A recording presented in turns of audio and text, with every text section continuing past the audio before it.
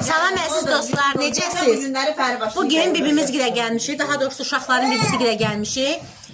İndi biz birimiz gözümüz yumacağıq və digərimiz isə bu ayaqqabı generajokla birimizi vuracaq. Bibi, birinci bibi yumur. Sizi öpün. Kanalımıza abone olmayı unutmayın. Abone olun. Bize like atın. Ben siz bizi tebrik edin. O bizi tebrik edin. Yakında atamızı kaçırma. Bibimiz yumdu. 1, 2, 3 dəfə fıran ortada. 1, 2, 3. Orada giden yerler var. Onlar da gelsin. Onlar da hayvanlı bunlar. Bibişka, bibişka. Bibişka, bibişka. Bibişka, bibişka. Bibişka. Ay bibişka. Bibişka. Ay bibişka. Ay bibişka.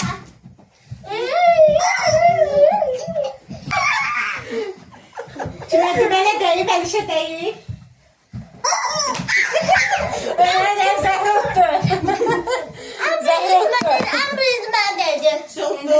En büyük ben dedim. Bizlik kanka. Seyrettik.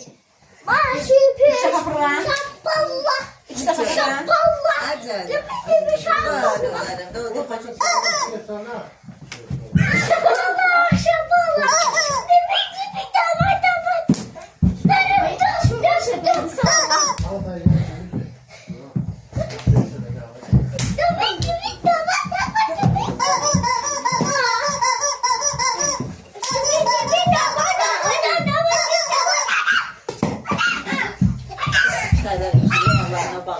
Hadi dedim ki Allah'ım. Hadi dedim. Dedi ki Eliş koptu. tam yedi de alalım onlar. Eliş koptu. Bunu olmalı. Unutmayın. 3 dəfə fıran. Üç. Rakıtan gıtan gıtan.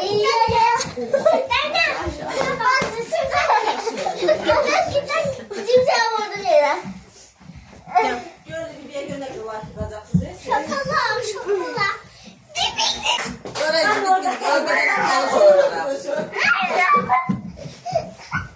Dur rengi yok yazır serbest.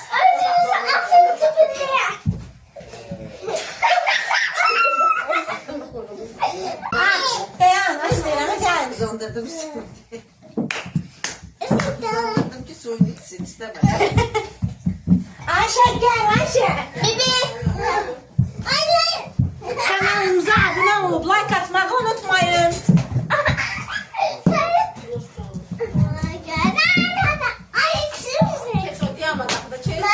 Ana bak şunu edeyim sen ya. Tamam. Abi. Hayır. Hayır. Hayır.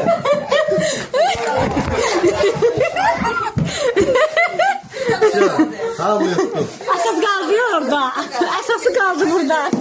Bu kaldı. Kanalımıza abone olup like atmayı unutmayın.